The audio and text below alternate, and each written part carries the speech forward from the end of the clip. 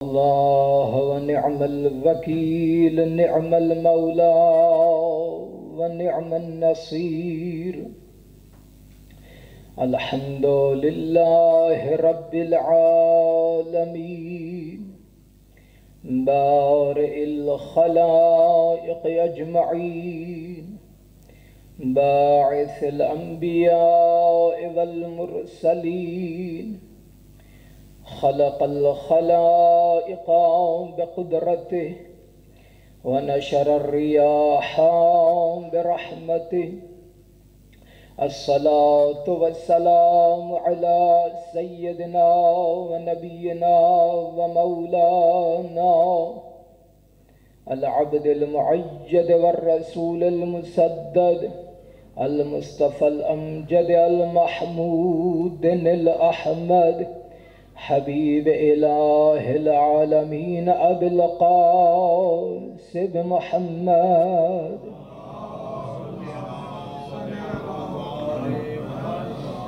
وأهل بيته الطيبين الطاهرين المعصومين الذين أذهب الله عنهم الرجس أهل البيت ويطهركم تطهيرا.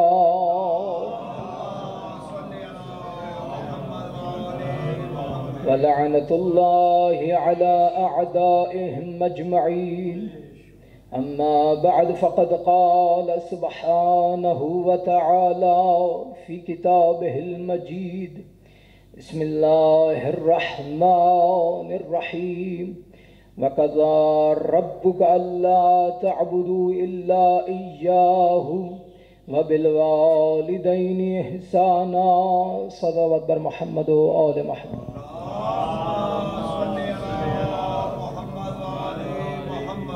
سب سے پہلے کہ جتنا بھی کلام پاک کی تلاوت کی ہے اور اس ذکر کا ثواب، اور جس نے بھی ذکر یہاں پہ کیا ہے اس کا ثواب ہم چاہردہ معصومین علیہ السلام اور شہدائے کربلا کی بارگاہ میں ہدیۃً پیش کرتے ہیں، جو وہاں سے ثواب ملے۔ مرحوم و مغفور صابر حسین کی روح کو خداوند متعال احسان فرمائے، اور مرحوم و مغفور کے تمام صغیرہ کبیرہ گناہوں کو معاف فرمائے۔ عزیزان، جس طرح ڈاکٹر صاحب نے میرا جو تعارف کروایا ہے وہ حجت الاسلام والمسلمین، حجت الاسلام والمسلمین ہونا بہت بڑی بات ہے۔ میں ادنا سا طالب علم ہونے کی حیثیت سے کچھ اپنی معروضات کو عرض کروں گا۔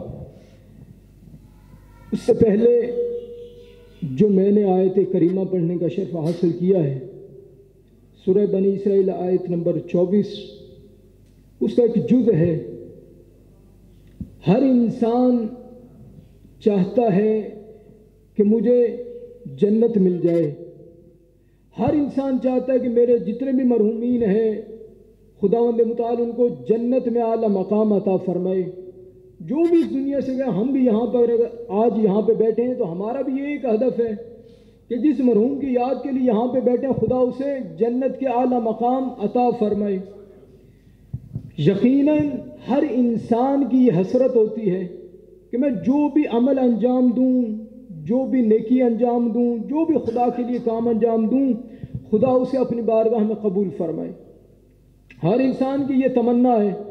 اب خدا فرماتے کہ اے انسان، اگر میں نے تمہیں جو خلق کیا ہے، اب میں نے قضاوت کر دی ہے۔ قضاوت بولتے ہیں یعنی فیصلہ ہو چکا ہے۔ وقضا ربک، خدا فرماتا ہے میرے بندے میں نے فیصلہ کر دیا ہے، میں نے قضاوت کر دیا۔ اس کے بعد کوئی ایسا نہیں ہے کہ دوبارہ کوئی آئے، کوئی ایسی اتھارٹی، کوئی ایسی بڑی عدالت ہے وہ کہے کہ میں فلاں پچھلے فیصلے کو مسترد کرتی ہوں اور آگے کوئی اور اپنا نیا فیصلہ سناتی ہوں۔ نہیں، ایسی کوئی ذات اور نہیں ہے۔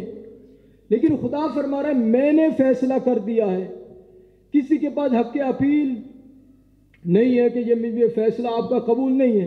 نہیں، آپ کے پاس کوئی حق اپیل بھی نہیں ہے۔ کیا فیصلہ کیا ہے؟ اللہ تعبدوا الا ایاہ، آپ نے کسی کی بھی عبادت نہیں کرنی۔ اچھا، پھر عبادت کرنی کس کی ہے؟ الا ایاہ، اگر آپ نے عبادت کرنی ہے، کوئی بھی عمل انجام آپ نے دینا ہے تو اپنے پروردگار کے لیے انجام دینا ہے۔ اگر آپ یہ چاہتے ہو کہ جو عمل انجام دیا ہے میں قبول کروں تو پھر میری ایک شرط ہے۔ کیا شرط ہے؟ وَبِالْوَالِدَيْنِ إِحْسَانًا، اپنے والدین کے ساتھ احسان کرنا ہے، نیکی کرنی ہے، یہ اللہ کی شرط ہے۔ جہاں پر بھی اللہ نے فرمایا کہ میری عبادت کرو، ساتھ میں والدین کا ذکر ضرور ساتھ میں اللہ نے کیا کہ اگر آپ یہ چاہتے ہیں کہ میں تمہاری عبادت کو قبول کروں تو اس کی ایک شرط ہے۔ وہ کیا شرط؟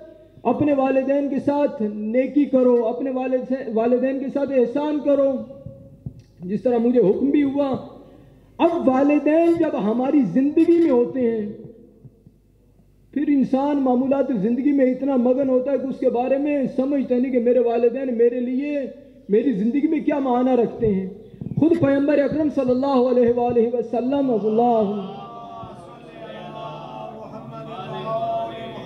پیغمبر کیا فرماتے ہیں؟ قد دعا لوالدی لولدہ، جو باپ کی دعا ہے نا اپنے بیٹے کے لیے، وہ کیسی دعا ہے؟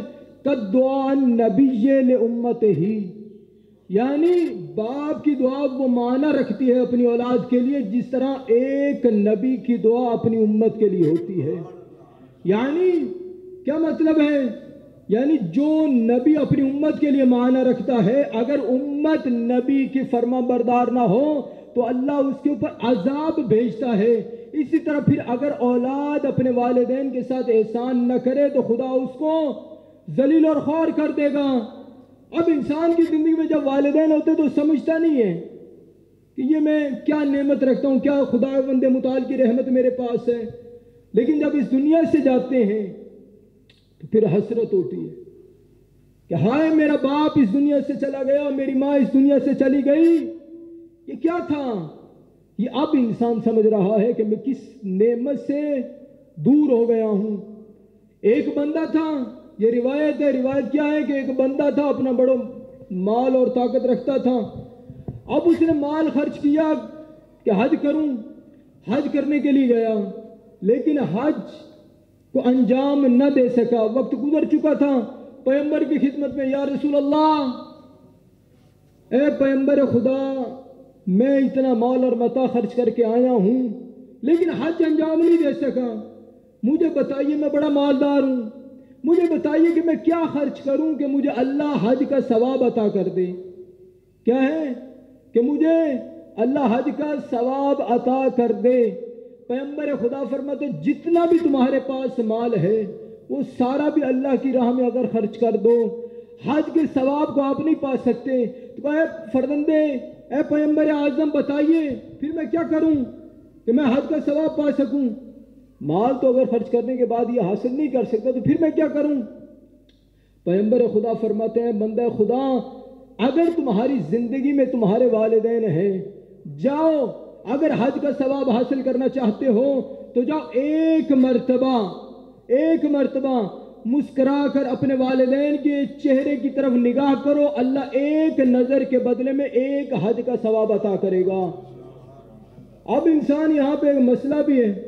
کیا ہے مسئلہ؟ کہ جب انسان صاحب استطاعت نہیں ہوگا اس کے اوپر حج واجب نہیں ہے، جب پیسے آ جائیں گے صاحب استطاعت ہو جائے گا تب انسان کے اوپر حج واجب ہو جائے گا، چاہے اللہ کے گھر کا طواف کر کے حج کو انجام دے۔ اب میں کہوں کہ مولانا صاحب، جب مولانا صاحب اللہ کی بارگاہ میں پہنچ گئے، اب نامہ اعمال کھلا کہ مولانا صاحب کے نامہ اعمال میں تو ایک حج بھی نہیں ہے۔ میں کہوں گا اے میرا اللہ، میرے پاس تو مال اور متاع نہیں تھا، اس کی وجہ سے میں نے حج انجام نہیں دیا۔ اچھا، آپ کے پاس مال نہیں تھا اس لیے حج انجام نہیں دیا، لیکن میں نے حجت پوری کی ہے۔ یہ جو تمہارا حج انجام نہیں دیا ہوا، میں نے حجت پوری کی ہے۔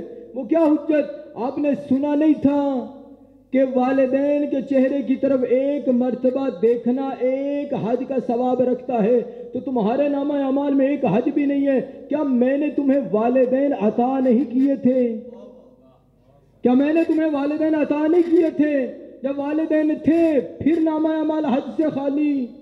اس کا مطلب کیا ہے کہ انسان اتنی بڑی نعمت سے محروم، والدین ہو اور نامہ اعمال حج سے خالی؟ نہیں، ایسا نہیں ہو سکتا۔ پھر کتنے انسان کی زندگی میں حج ہونے چاہیے۔ جب بھی ہمیں خدا توفیق عطا فرمائے، جب بھی اپنے والدین کو دیکھیں، جن کے والدین اس دنیا سے چلے گئے، خدا مغفرت فرمائے، خدا اللہ علی جین میں جگہ عطا فرمائے، اور جن کے والدین اس دنیا میں زندہ ہیں خدا ان کی خدمت کرنے کی توفیق عطا فرمائے، ان کے ساتھ نیکی کرنے کی توفیق عطا فرمائے۔ عزیزان، حضرت موسیٰ علیہ السلام نے فرمایا کہ میرا اللہ میں دیکھنا چاہتا ہوں میرا جنت میں ہمسایہ کون ہے۔ اب میں بھی یہ تمنا تو کر سکتا ہوں کہ میں حضرت موسیٰ فلاں نبی کے ساتھ میرا بھی گھر ہو۔ اب حضرت موسیٰ فرماتے ہیں اے میرا اللہ مجھے بتا میرا ہمسایہ کون ہوگا۔ اللہ نے فرمایا دیکھنا چاہتی ہو ہمسایہ تیرا کون ہے؟ کہاں؟ کہ جاؤ فلاں بستی میں گوشت بیچنے والا ہے، کسائی ہے، گوشت بیچنے والا ہے، وہ تمہارا جنت میں ہمسایہ ہوگا۔ اچھا، اب حضرت موسیٰ علیہ السلام گئے، اب اس کے ساتھ بیٹھ گئے۔ اب وہ بندہ گوشت بیچ رہا ہے عادی طور پہ، جس طرح کوئی ایسا اچھا عمل نہیں ہے کہ کسی کو زیادہ دے دیا، نہیں، ایسی بات نہیں۔ اب وہ جتنا تھا وہ اتنا عطا کر رہا ہے۔ اب حضرت موسیٰ علیہ السلام فرماتے ہیں کہ اس بندے میں مجھے کوئی نشانی ایسی ملی نہیں ہے جس کی وجہ سے اللہ نے مجھے اس کا ہمسایہ بنایا۔ اب یہ کون سا ایسا کام ہے جس کی وجہ سے اس کو اتنا مرتبہ ملا ہے؟ جب شام ہو گئی وہ دکان اپنی بند کرنے لگا۔ حضرت موسیٰ علیہ السلام فرماتے ہیں اللہ کے بندے مہمان نہیں چاہیے، کہاں آ جاؤ، جو میں کھاؤں گا وہ آپ کو بھی کھلا دوں گا۔ اب جب گھر آیا تو کیا دیکھا کہ والدین دونوں کے ہاتھ اور پاؤں کام نہیں کر رہے۔ اب اس نے کھانا بنایا، پہلے حضرت موسیٰ کو نہیں پوچھا، اللہ کے مہمان تھے، کہا رک جاؤ، پہلے میں اپنے والدین کی خدمت کروں گا پھر میں آپ کے پاس آتا ہوں۔ اب حضرت موسیٰ علیہ السلام سمجھے کہ یہ وہ کام ہے، یہ ماں باپ کی جو خدمت کر رہا ہے دراصل یہ وہ کام ہے جس کی وجہ سے اللہ نے اس کو میرا ہمسایہ بنایا ہے۔ صلوات پڑھیے گا محمد و آل محمد۔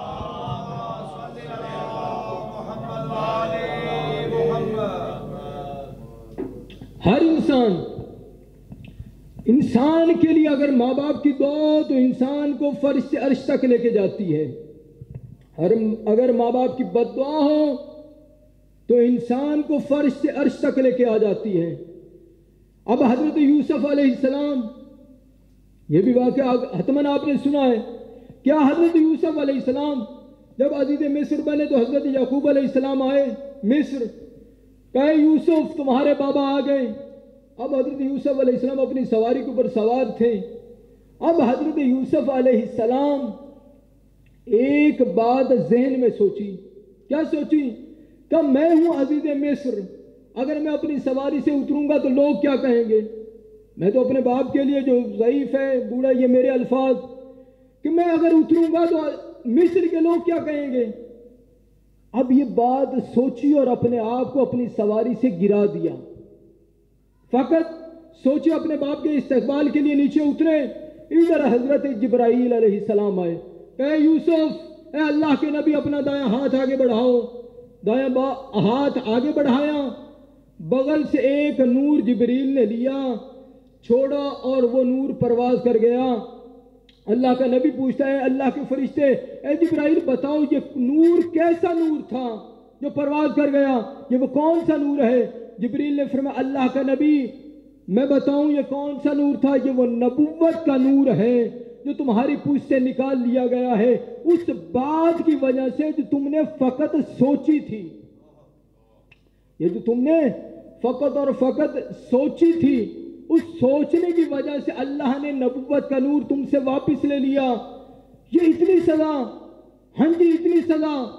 اچھا اس کے بعد اب ایک بندہ ہے، روح قبض نہیں ہو رہی، موت نہیں آ رہی، پیغمبر خدا کا صحابی، روح قبض نہیں ہو رہی، پیغمبر خدا کے پاس آئے صحابہ، یا رسول اللہ فلاں آپ کا صحابی، سعد اس کا نام ہے غالباً، کہ وہ فلاں صحابی آخری سانسیں لے رہا ہے لیکن موت نہیں آ رہی، بڑی سختی میں ہے۔ پیغمبر خدا فرماتے ہیں یہ کیسے؟ پیغمبر خدا گئے، اب دیکھا، کیا دیکھا؟ کہا اس وقت تک اس کو موت نہیں آ سکتی جب تک اس کی ماں اس سے راضی نہ ہو جائے۔ اس کی ماں اس سے ناراض ہے، اس کی ماں اس سے ناراض ہے۔ ماں کی ناراضگی موت کا فرشتہ روکنے میں سبب بن سکتی ہے۔ اور انسان کے لیے ماں باپ کی دعا انسان کو عرش سے فرش تک لے کے جاتی ہے۔ ماں باپ کی بد دعا اگر ہو تو انسان عرش سے فرش تک، دعا ہو تو فرش سے عرش تک۔ ہم واقعاً قرآن بھی پڑھتے ہیں، سورہ بقرہ بھی ہم پڑھتے ہیں، لیکن اگر اس کے اوپر غور و فکر کریں کہ یہ سورہ بقرہ کا شان نزول کیا ہے، یہ اللہ تعالیٰ نے قرآن کی سب سے بڑی سورہ جو ہے سورہ بقرہ، اس کا شان نزول کیا ہے؟ قوم بنی اسرائیل میں دو جوان تھے، دونوں کزن تھے، دونوں کزن، ایک کزن نے رات کی تاریکی میں کچھ معاملات ہوئے، ایک کزن نے رات کی تاریکی میں دوسرے کزن کے گھر پہ جا کے اس کو قتل کر دیا۔ جب قتل کیا، اس کی لاش کو اپنے دشمن قبیلے کی گھر چھوڑ کے آ گیا۔ اگلے دن خود ہی شور مچانا شروع کہ جناب فلاں قبیلے والوں نے میرے کزن کو قتل کر دیا، آئیے ہم بدلہ چل کے لیتے ہیں، آئیے ہم بدلہ چل کے لیتے ہیں۔ اب جناب ادھر انہوں نے اپنے ہتھیار اٹھائے، چلیں جی بدلہ لیتے ہیں۔ اب کچھ بزرگان اکٹھے ہوئے کہ جناب رک جائیے، ایک بندے کے عوض اتنا خون خرابہ نہ کیجئے، پھر کیا کرنا ہے؟ فلاں قبیلے والوں نے ہمارے بندے کو مار دیا، پھر کیا کرنا ہے؟ کہا حضرت موسیٰ علیہ السلام کے پاس جاتے ہیں، وہ اس کا حل ضرور بتائیں گے۔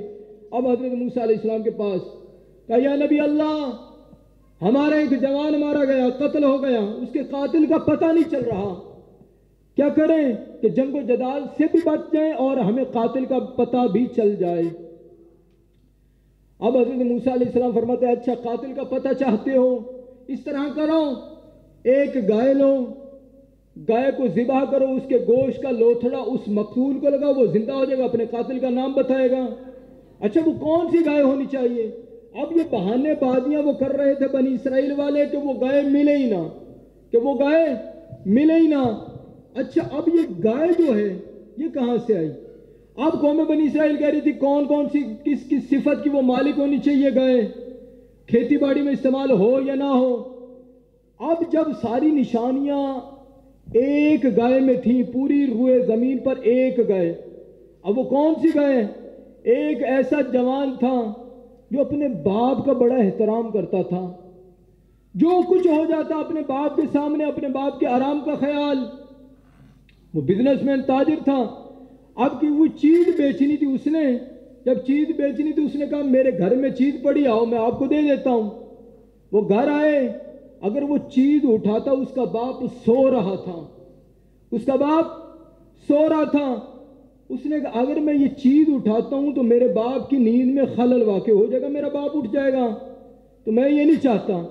کہا میں انتظار کرتا ہوں، انتظار کرتا کرتا خیر آخر معاملہ فسق ہو گیا، معاملہ خراب ہو گیا، وہ بندہ چلا گیا، اس بندے کی چیز فروخت نہ ہوئی۔ اتنی دیر میں باپ اٹھا، باپ کو پتہ چلا کہ یہ میرے بیٹے کا آج معاملہ ہونا تھا، وہ میری نیند کی وجہ سے نہیں ہوا۔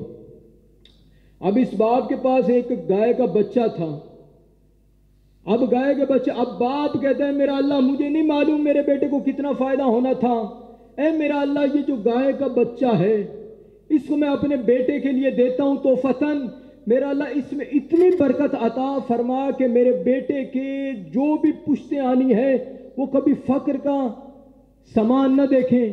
تو اچھا اب دعا اس نے کی باپ نے اپنے بیٹے کے لیے۔ اب ایک گائے کی قیمت کیا ہوگی؟